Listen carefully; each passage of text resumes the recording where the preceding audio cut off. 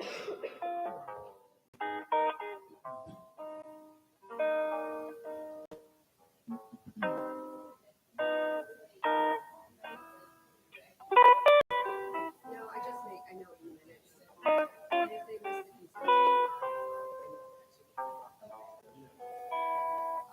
look like it's funny that you're so far over there, like on your own. Hello. I know. I don't blame you. It's uncomfortable.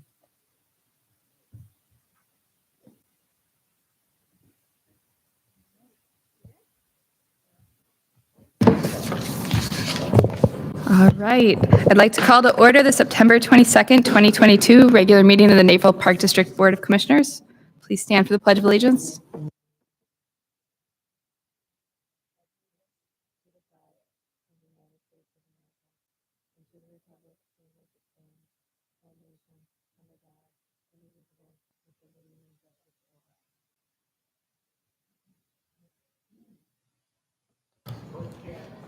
All right. Bridget, could we please call the roll? President Gibson. Here. Vice President Ruffing. Here. Commissioner Ansier, absent. Commissioner Janner, absent. Commissioner McBroom. Here. Commissioner Thompson, absent. Commissioner Todd. Here. Thank you. Do we have any remote participation? I have been notified that Commissioner Janner would like to participate remotely due to out-of-town business. Move to allow remote meeting participation of Commissioner Janner as allowed per Section 7 of the Open Meetings Act. Second. Voice vote, all in favor? Aye. All right. Commissioner Janner, are you on? Yes, thank you. All right, thanks. Can we turn him up a little?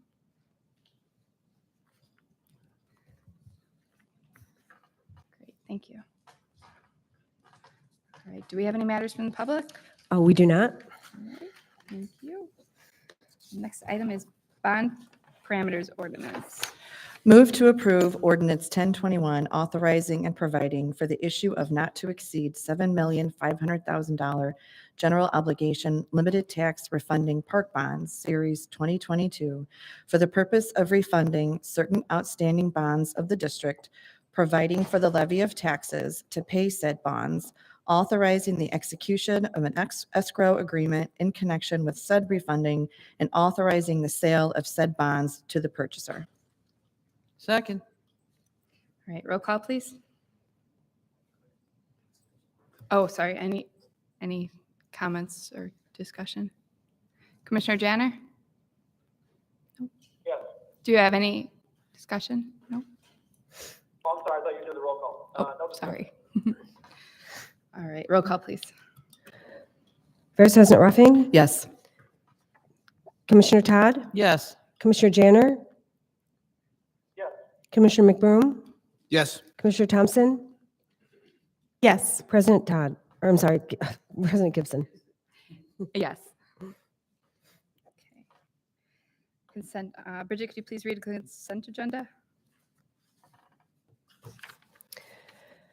Item 4.1, approve August 2022 disbursements made through the Bank of America Purchasing Card Program in the amount of $339,881.18.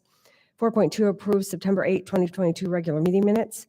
4.3, award the contract for lighting for the Frontier Sports Complex Rothermel Family Pickleball Courts Installation Project to Musco Sports Lighting LLC in the amount of $174,800.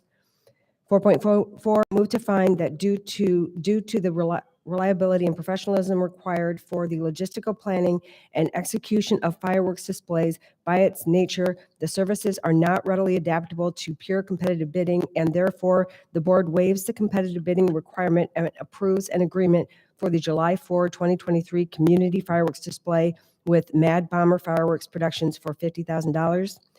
And 4.5, move to ratify the action of the executive director to submit legislative parties to the Illinois Association of Park Districts, IAPD. Thank you. Are there any items to be removed from the consent agenda and considered separately? All right. Okay. Move to accept consent agenda items 4.1 through 4.5. Second. All right, roll call, please.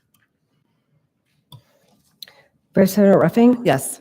Commissioner Thompson, Yes. Commissioner Janner, Yes. Commissioner McBroom, Yes. Commissioner Todd, Yes. President Gibson. Yes. Move to approve consent agenda items 4.1 through 4.5. Second. Voice vote, all in favor? Aye. Aye. All right. Unfinished business, no. All right, new business, Heritage Place Park Playground Development Project.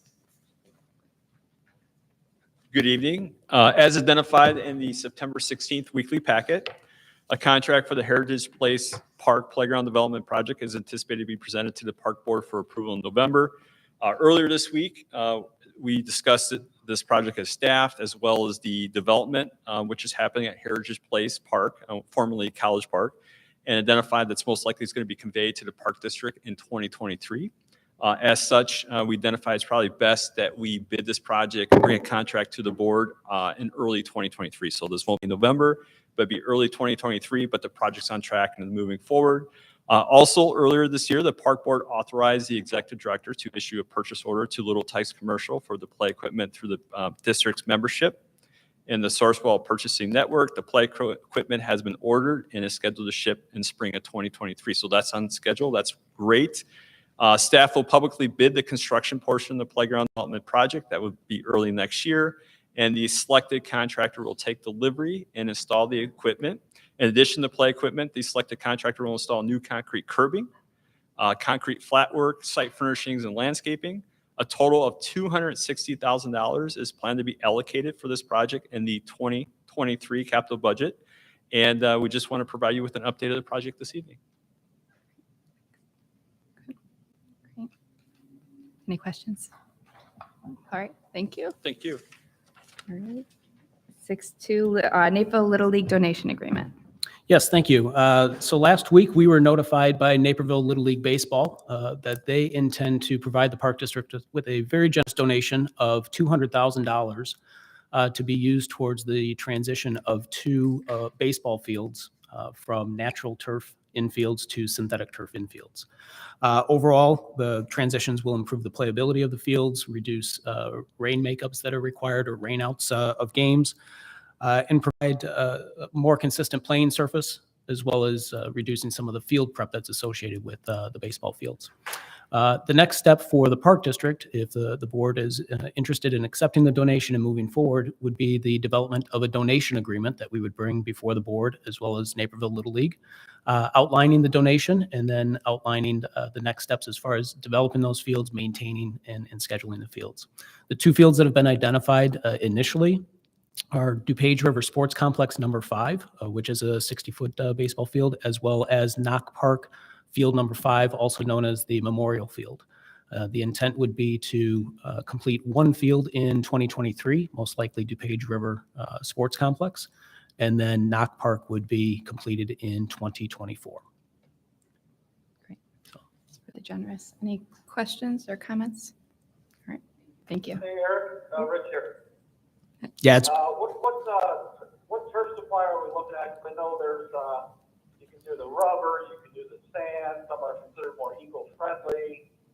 Some, some of the crazy things, certain types of turf are carcinogenic. I mean, what have we decided? Are we going to use the same suppliers we have for prior projects within the district, or? So the intent by the district is to first look at the same type of product that we have used at Nike Sports Complex and Knock Park in the recent renovations and development, which is a field turf product. And then working with field turf in a baseball application, determining just the overall best product for that type of application, as well as the infill. We utilized the rubber, sand, as well as a product called Cool Play on the last two fields, which reduces the field temperature on some of those hot days. That's something that we will explore with field turf, and then also work with Naperville Little League representatives as far as when we get to recommending a product that would be used on the fields. The other thing we can look at, I'm not sure if Naperville Little League brought it up, but with those turf projects, you can put logos on there. So I don't know if it would be appropriate to put the Naperville Little League logo or the Naperville Park District logo or something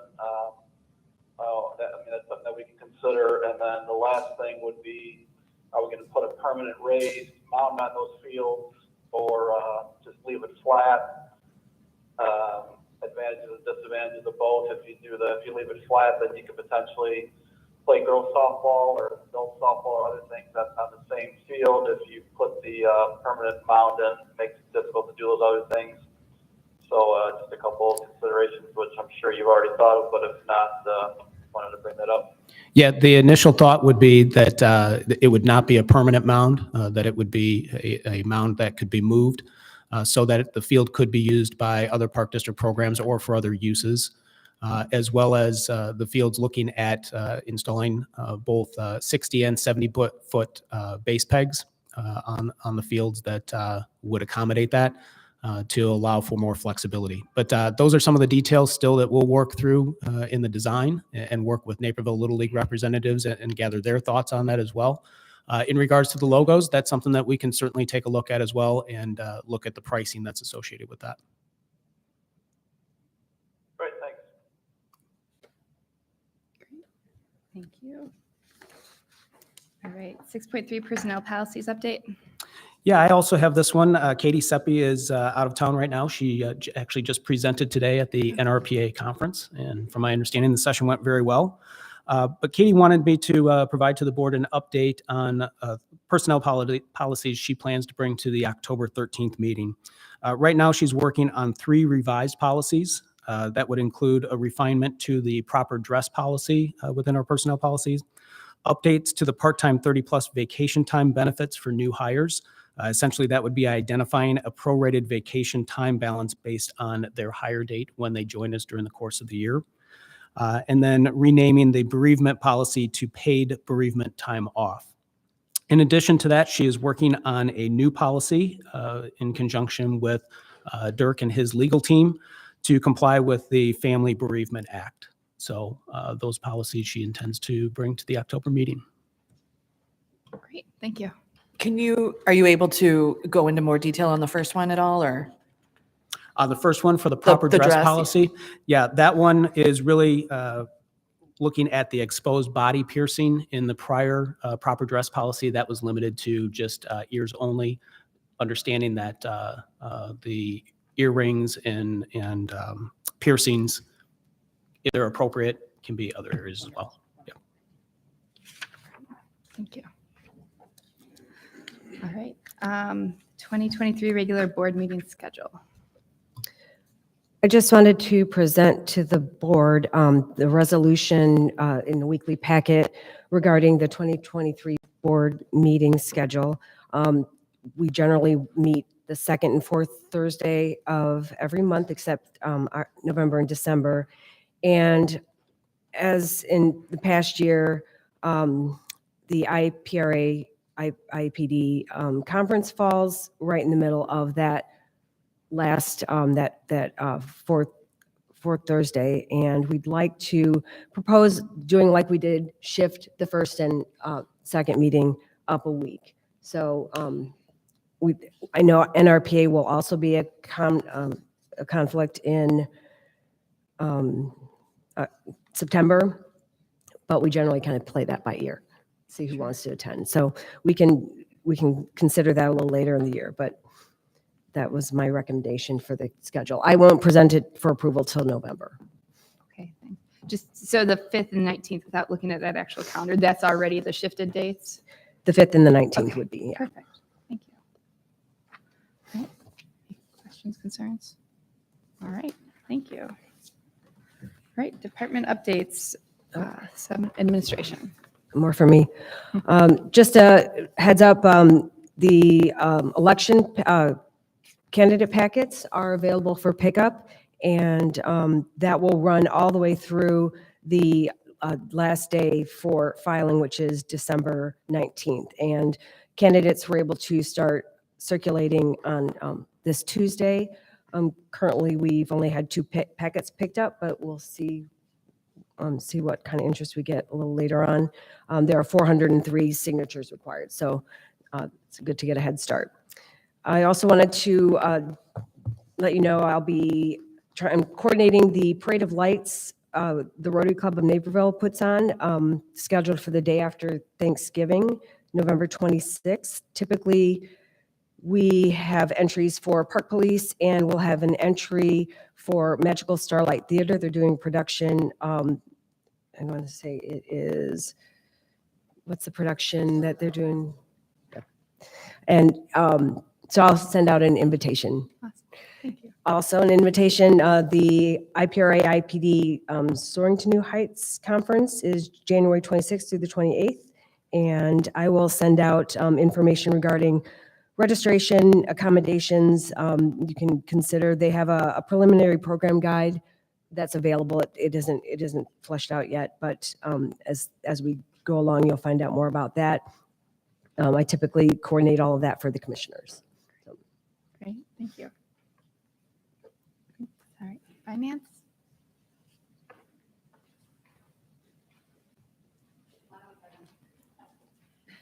Hi, good evening. I'm happy to report that come Monday, we are going to have our first leadership team budget review for 2023. So budget's moving along nicely, and that's what we've been focused on in finance, getting that done. Awesome. Thank you. All right. Easy. I'd like to provide an update to the board on a proposed change order for the Springbrook Golf Course renovation project. This change order includes expanded use of erosion control matting and bluegrass sod in lieu of exposed grass seed and soil in a number of areas on the golf course. The erosion control matting and the bluegrass sod are both being requested by staff to help maintain the structural integrity of the features being constructed and to improve the germination success of the newly seeded areas. As each feature and seeded area is completed, it's transferred to our staff, and then they're responsible for fertilization, irrigation, and general maintenance of the areas as the new turf grows in. Some areas are more prone to washing or eroding depending on the surface slope, which could reduce the success of the germination. And also, the boundaries between features, such as edges between tees and bunkers, could be contaminated if seed or soil moves due to lack of soil cover or due to lack of cover. To help provide more protection to these areas, staff is recommending to add additional sod and erosion control matting to cover all boundaries of tees, bunkers, along with the significant slopes that could be expected to likely experience surface erosion. The addition will help maintain the seed bed and integrity of these features over the next few months and through the winter. And overall, the change will improve the likelihood that we can expect to see a strong germination and good establishment in these areas. The use of the erosion control matting and sod to maintain the structural integrity and features of the slopes and of the edges is considered a best practice for these types of projects. When we set up this bid with inflationary cost concerns and a tight market for the golf course renovations, staff and the project architect reduced the amount of matting and sod within the initial project in an effort to ensure that the project was within budget. The erosion control matting and sod was included in the bid as a unit price in order to provide the park district with the ability to add the items to the project at a later date if funds were available. Staff is currently working with the project architect and contractor to refine the cost estimate for the change order based on the areas that can benefit from the use of the matting and a sod. Right now, the initial estimate is about $89,000, which is within the approved contingency for this project, which is $168,831. However, we are expecting the final change order, once it gets worked out, to be lower as the staff, architect, and the contractor finalize the total square feet being impacted. We have found that what they're looking at least on between drawings and topographic maps, is probably going to be a little bit higher than what is going to be really used once we get out in the field. A couple of areas that we've already looked at, we've reduced the total amount of matting and sod that was actually being used. So we're expecting this 89,000 number to be at about the max that we would have to use. It's most likely going to be lower than that. But realizing that this is a large amount, we wanted to provide this update and provide, any answers to any questions that the board may have. In addition to that, thanks, Kevin. we wanted to get a general sense from the board this evening as to whether or not there would be support for this type of change order that would be brought to the board on October 13th. Based on the planting schedule right now and where we're at within the project, we would actually like to begin utilizing these means in the next few weeks prior to October 13th. And at that point, we could then bring a ratified contract or change order to the board at that time for approval. This is, and what Kevin talks about with the use of the erosion control and the sod, is something, it's a practice that we use with many of our smaller projects. As he mentioned, this was something that was reduced initially because of concerns that the project may be over budget during the initial bidding. However, it's not a new type of practice that we use within the parks or within projects. This is certainly something where we have the contingency funds that we've not had to utilize and are available if we would like to move forward as a district and implement this practice at the golf course. Questions, comments? Josh?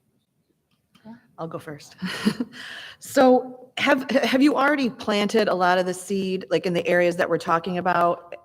You know, like when will you know if the seed that you've planted will actually take or germinate or whatever? There's a number of areas that have already been seeded, and some of these areas have been covered by the sod and the matting that's in the bid. But those areas, we've already seen successful germination. We got grass growing right now, is basically in those areas. And perfect example was, 2 weeks ago when we had that 3.5 inches of rain. We had a number of areas that were washing. Those areas held together a lot better off. So what if we wait until next spring to reassess this? Well, I would be concerned that if we did wait and something did happen and we would have to reseed, we would be dealing with delays that could push back the reopening of the golf course. That was going to be my next question. Because obviously we want to open on target as much as we are able to. And then my last question for right now is, the contingency money, you mentioned that this particular item was listed as a unit just in case. Are there other unit price items that may come up over the next 6 or 8 months that we're going to need that contingency money for potentially that you can foresee? I know. No, at this point, we're not expecting any more significant costs. There's always a possibility of unforeseen things. Where we are in this project, the major excavation and earthwork has been completed, and that's most likely where we're going to see significant unforeseen circumstances or something pop up. So far, we've used about $3,700 for change orders. We had one change order for $3,700. I'm not expecting any more significant costs that could be popping up here in the near future. Right now, the contractors are estimating with good weather, they could see substantial completion of their work by the end of October. So things are progressing very quickly. Any other questions? Commissioner Janner, do you have any questions or comments? How long could it possibly delay the opening of the golf course? And can you make like a return on investment argument for this? In other words, if we have to delay by a month or 2 months, that's going to cost us this much. Or can you make a sort of a return on investment argument for this change order? I really couldn't tell you if it is going to delay the opening or if we would have a delay based on, there's a number of other factors involved. The weather going forward, and especially next spring, could significantly impact the opening of the golf course. If we have another spring like we did this year, that could cause us issues next year, whether we have the erosion control matting or not. Any delay to the opening of the golf course would be significant. I don't have the exact numbers in front of me, but on a monthly basis, Springbrook's revenues are in the hundreds of thousands of dollars range. So we would have a significant cost if we weren't able to open the golf course on time. And Commissioner Janner, this is Director Wilson. Just wanted to jump in and say that overall, as we look at this change, we look at it as a way to help with ensuring that we have a good positive impact on the project schedule. This was another way to attempt to ensure that the course is open and ready on time next year, as well as we look at just the end product for the customers with this type of sod, as well as use of the erosion control blankets, looking to provide an overall better quality product initially out of the gates as we reopen the course next year. Okay, thank you. I think, in my mind, this is a reasonable request. We certainly have seen recently that the use of the erosion control mats have been useful. So I can see where staff would look and say, well, geez, if it was that effective there, why not use it a few other places? We have money as contingent, so I think we should utilize it. And if we can make this it is a best practice. If there's opportunities for us to use this in more places, I think we should take advantage of it. It's not like we're going over budget on this. We have the contingency there. So I think it's reasonable in my mind.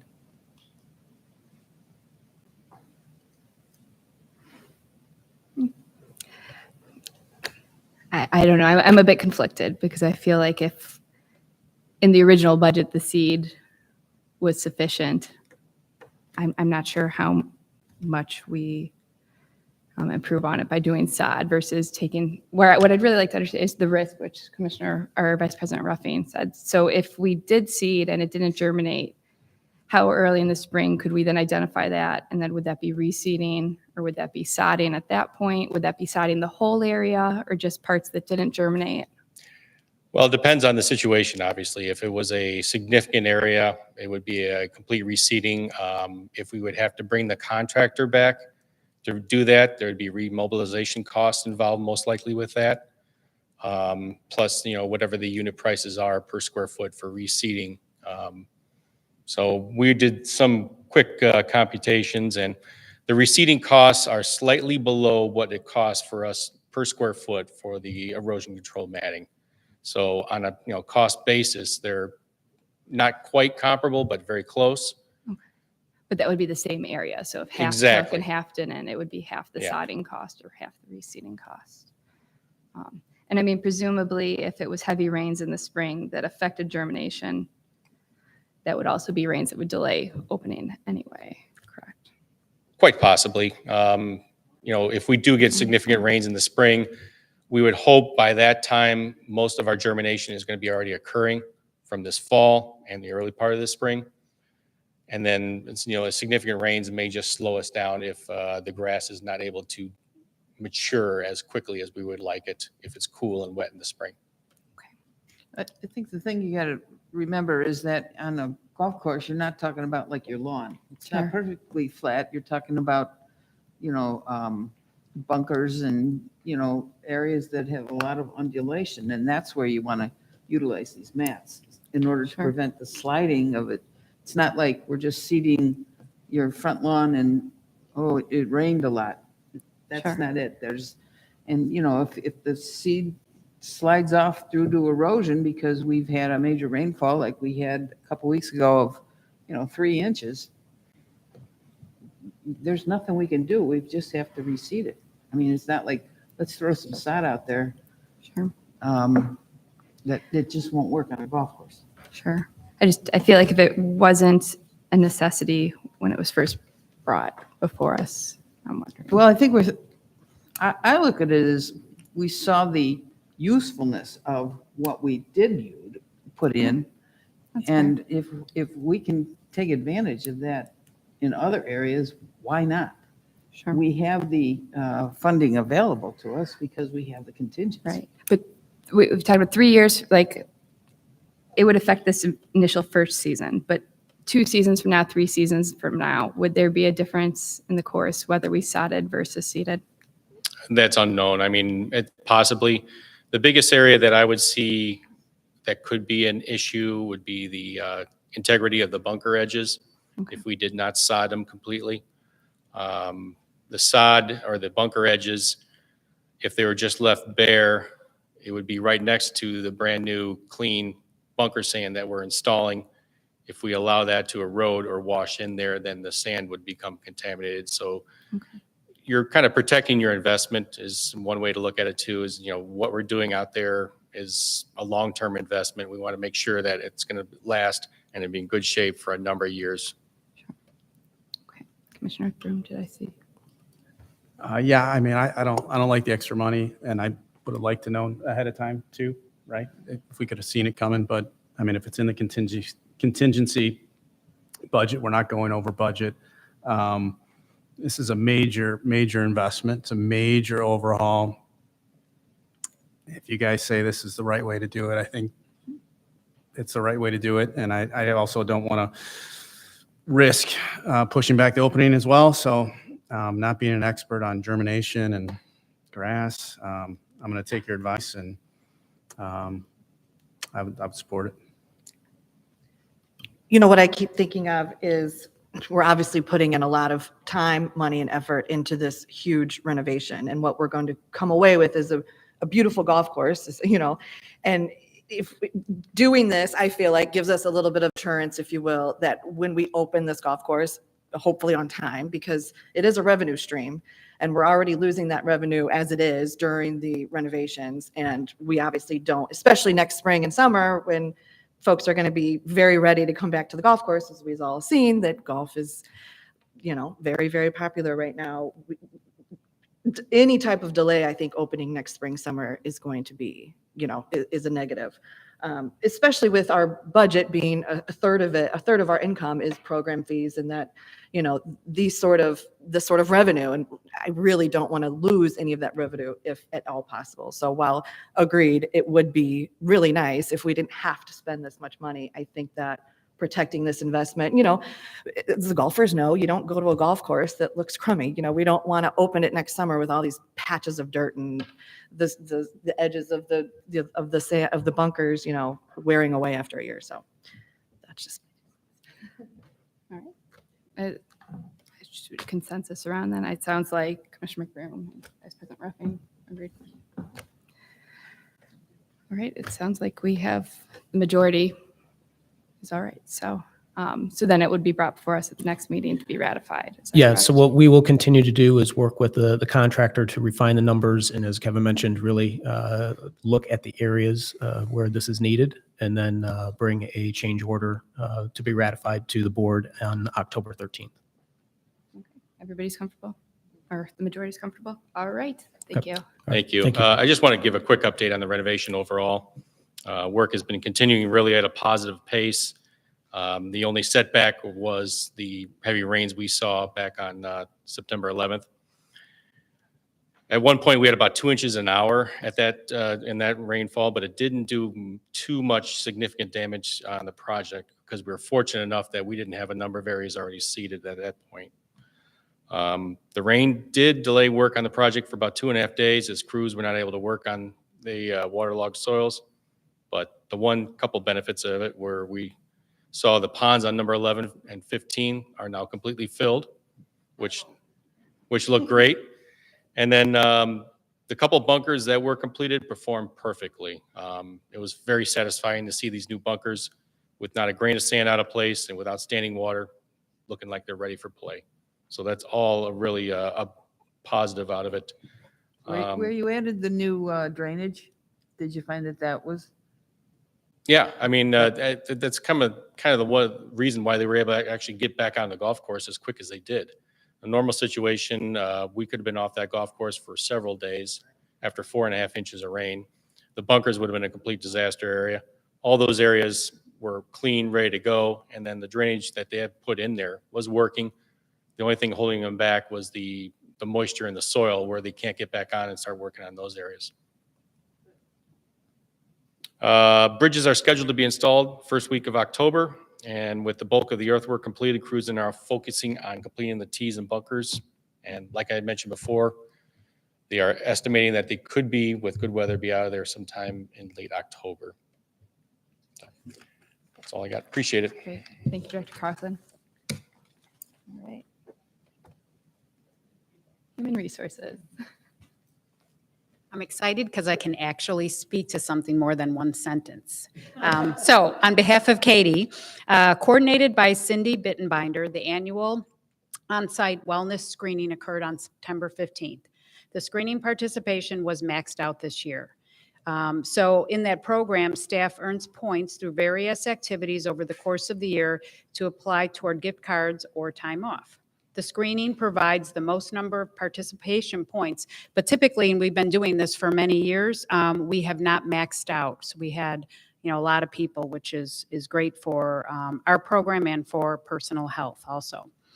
The level of participation among eligible employees dictates the funding the district receives from our insurance pool to fund wellness activities for the upcoming year. So that was also positive from a budget standpoint. And really good news, Katie has been working with our insurance broker on the dental insurance offering for our 2023 coverage year.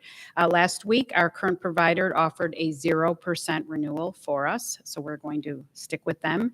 And Katie will be bringing the renewal with additional background regarding the plan, the marketing process to the board for approval at the October meeting. Thank you. Thank you.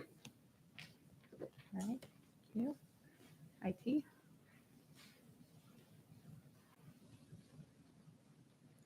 Good evening, everyone. Got a few updates from IT. So to that one sentence that Sue was mentioning, with this being my first budget cycle, a lot of attention's been attached to that. Just really looking at not only what do we have to have budgeted for maintaining our regular operations with technology next year, but also looking into necessary modernizations and updates across a variety of areas and improvements in general information security.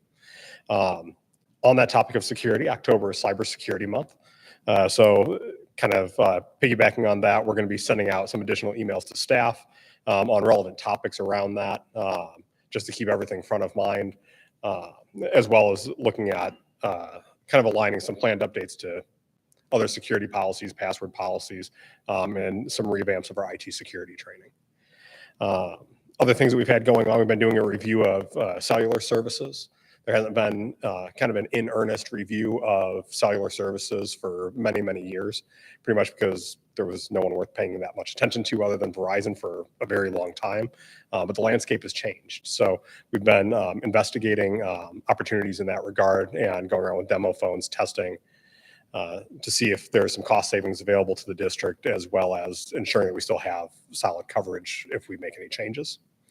And then, as approved by the board several meetings ago, the proposal from Heartland Business Systems, Business Solutions for our email migration and MFA implementation project. We're going to be in a couple of weeks doing the kickoff project or kickoff meeting with our project team, moving that forward. And we've been working on some of the prerequisite tasks to get that going smooth. So a lot of stuff going on. We're keeping busy. Awesome. Thank you.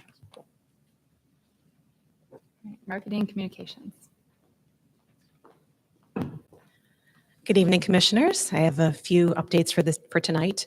First of all, as you well know, a big part of our job is promoting the Park District and all our programs and services to the community.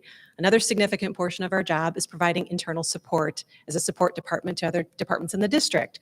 So to kind of reiterate what Sue was talking about with the budget process a little bit earlier, we are very involved with the finance department as far as helping, assisting with putting together certain components of the budget process. That includes writing the budget letter, formatting the budget book, formalizing our 2023 district-wide goals, and then also the 2023 budget presentation. So it's a great partnership between marketing and finance, and I just wanted to point that out.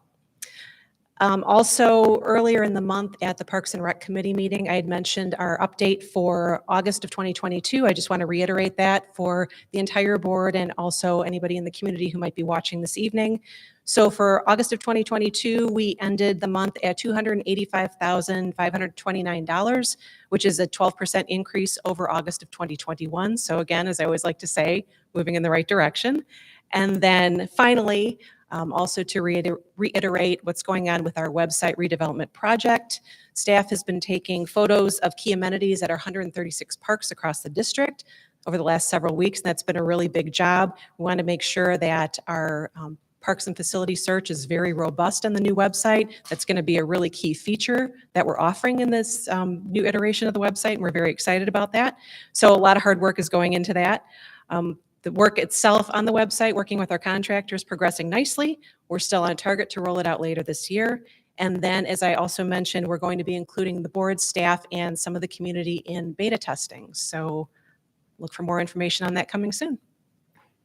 Any questions? No, great. Thank you. All right, Park Police.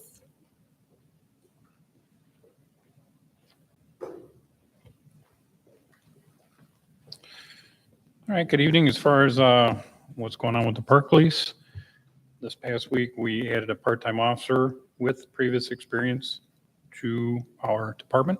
He's currently working his way through the field training program, and that should give me everything I need to get us through the rest of this year and through spring of next year when we'll start looking at what we need then. For the last 18 months or so, I've been working on the assessment program. I'm happy to report that the Illinois Law Enforcement Assessment Program assessor conducted his in-person assessment the first week of September, and we received preliminary thumbs up, I guess you would call it. His recommendation has been forwarded to the ILEAP Commission for formal approval and subsequent certificate presentation. So hopefully that'll occur in the next couple months. The Park Service officers will be finishing up tomorrow. I was fortunate to have a fantastic group of Park Service officers this year. They logged upwards of 1,200 miles on the bikes on our park trails over the summer, in addition to their daily presence at Centennial Beach. As we move into the fall as a department, we will start focusing on our training. We're going to be conducting de-escalation and use of force training this fall in conjunction with the Naperville Police Department as part of the Safety Act mandates. And the last thing I have is we have begun researching the body cam program, soliciting prices and identifying possible grant opportunities for the program. We're not mandated to have these until January of 25, but my goal would be to have them early in 2023. So. Great. Thank you. Any questions? All right, thank you. Parks. Good evening. I wanted to provide the board with updates on bid results for two of our most recent contracts. On Monday, we held the bid opening for our garbage and recycling contract at the Central Maintenance Facility. We received bids from 4 companies and anticipate awarding the contract to Groot Inc. for just over $47,000 in 2023. Groot has been our garbage and recycling provider since 2017, and we look forward to extending that relationship. On Tuesday at the administration building, we hosted the bid opening for contract mowing. New this year, instead of our typical single contract for the entire list of parks, we split into 3 smaller contracts, 1 for each division. 4 companies submitted bids, and Aronia Landscaping, who we've also worked with since 2017, was the low bidder for each division at $26 per acre. At that rate, we anticipate the total value of the 3 contracts to be approximately $102,500 for the 2023 season. Both the dumpster and mowing contracts are for the 2023 season with options to renew for 2 additional years. Information for both contracts will be included in Friday's weekly packet, and we intend to bring it before the board at the October 13th meeting. On the fleet side, we had a dealership reach out to us earlier this week with availability of 2 vehicle replacements that we'd be interested in.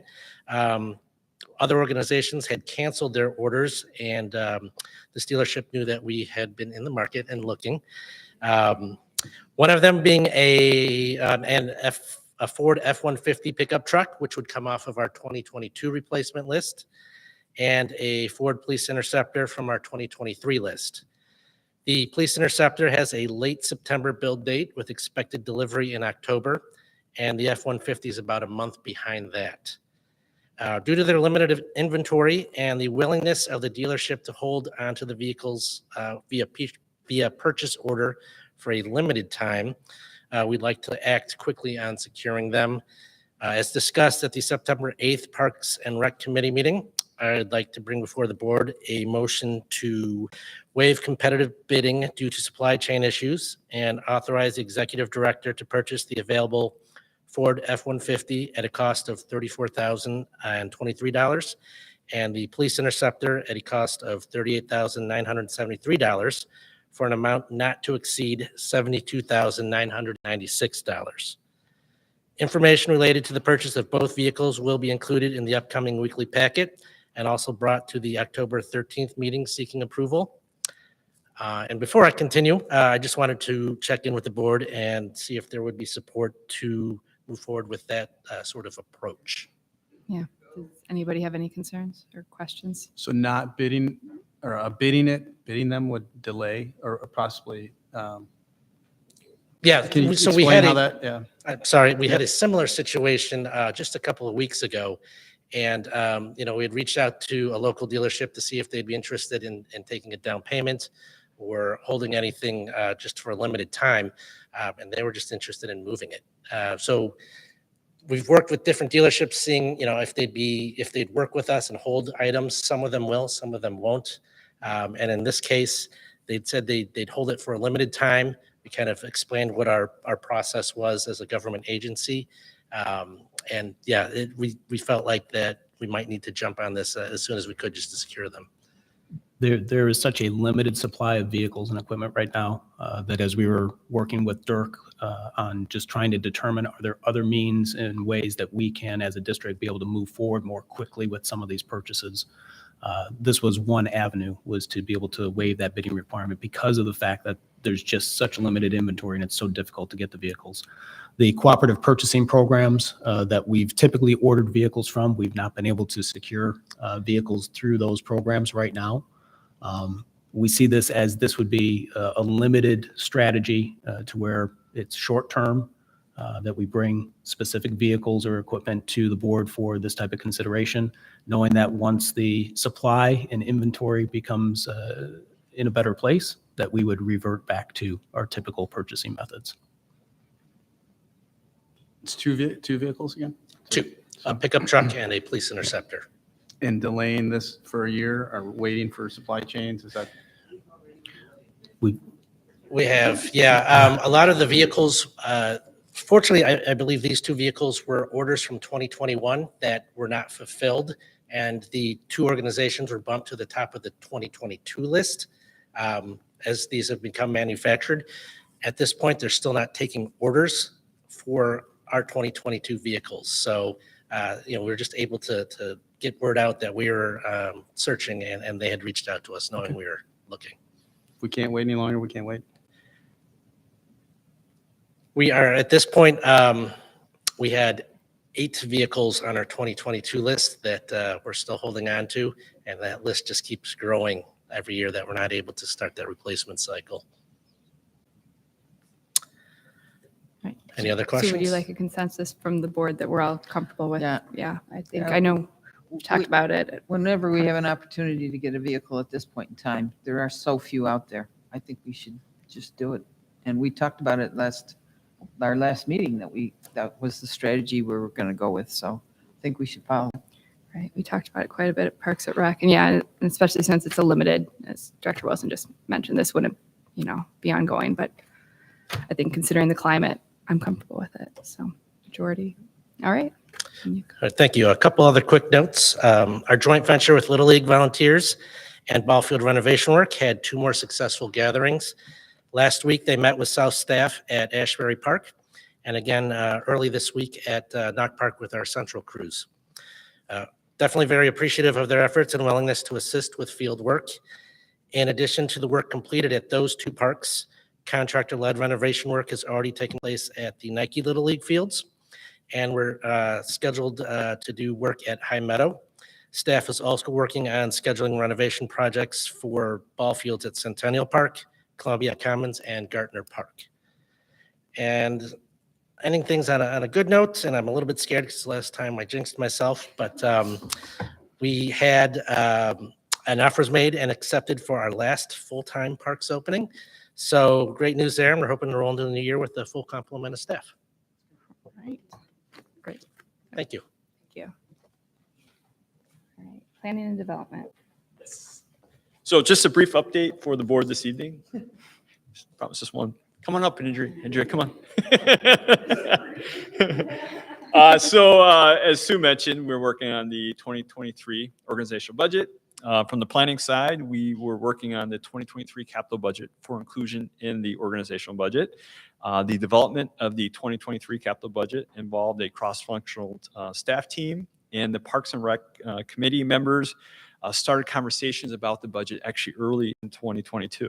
So earlier this year, started talking about projects positioning, as well as resident input received through the community engagement, including the 2023 capital projects virtual open house, which we recently completed in late July, early August. Staff took into consideration the input we received in formulating final scopes and budgets for these projects. So just a brief update that we're working with the 2023 budget and that the capital portion is getting to the point to be ready to be incorporated within the larger budget that we'll be working on. As Sue mentioned, we're going to start discussing on Monday, right? 7 a.m.? 7 a.m. No. So that was my update. Okay, thanks. All right, thank you. All right, and finally, recreation.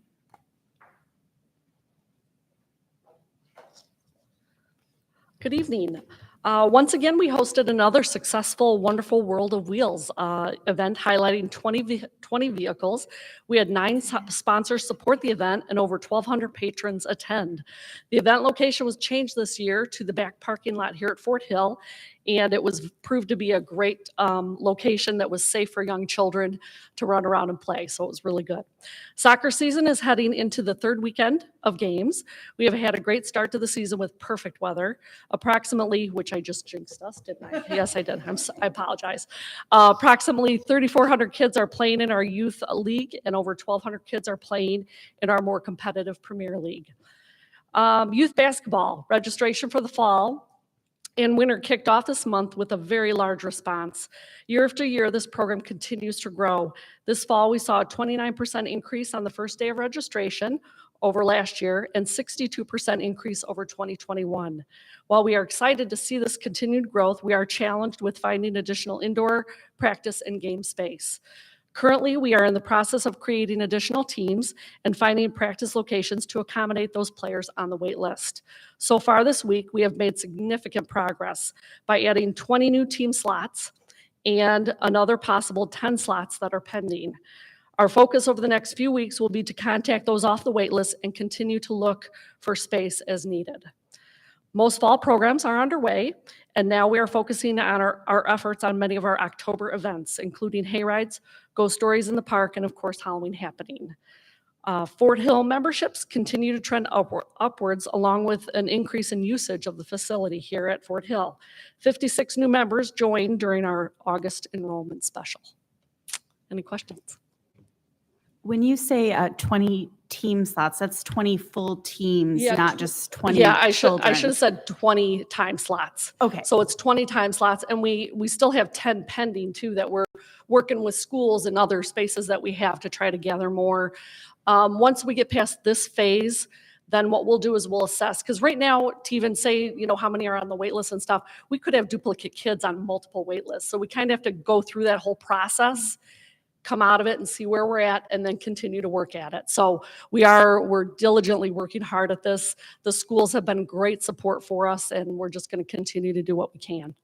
Great, thank you. I just appreciate your guys' really fast response to, multiple citizens' concerns. So thank you for Yeah, that. so hopefully our goal obviously is to get everybody off that wait list, and we'll do our best to try. I just have a general question, Director Coates, about the wait list. I feel like often people see it, it's more just public education, see wait lists and say, oh, there's 10 people on the wait list, I'm not even going to bother. But does our staff look at wait lists, not even just for basketball, but for larger programming and add sessions? So it's beneficial for the community to add to the wait list, even if they don't think there's a chance? they're gonna get on? Absolutely. It always, we always call off the wait list. Sometimes too, we work with contractors or our instructors to see, hey, we have, another class full. Can we add something else? So we definitely, if we have enough people, we will try to add, expand where we can. So we definitely, it is beneficial, for sure. And we would absolutely encourage residents that even if it is a large wait list and they have an interest in the program, to still wait list for that program, because it gives us as staff a better indication as to what the true need is in the community, so that we can continue to expand program offerings. Really good point, even for next year, next summers, and things Absolutely. like that. So that's a Mhm. really good, public. I know should be aware for of. my family personally, we've always made it off the wait list. So even if we were on it, we always ended up in the program. So Yeah, the and system works. Yep, and coming off of COVID, we're not sure where our numbers are going. So we, even getting ready, like I said, with basketball, we had 29% increase from last year, but 62% from the previous year. So we continually go up, and just, trying to plan for that sometimes can be difficult without knowing for sure initially. So yeah, definitely will add from the wait list. That's wonderful. Great, thank you. Okay, thanks. All right, thank you. All right, I believe that is it. The next right, there's no executive session, correct? The next regular meeting of the Naperville Park District Board of Commissioners will be October 13th, 2022 at 7 p.m. at Fort Hill Activity Center. Move to adjourn the September 22nd, 2022 regular meeting. Second. Roll call, please. Voice. Oh, all in favor? Aye. Aye. All right. We're good. No.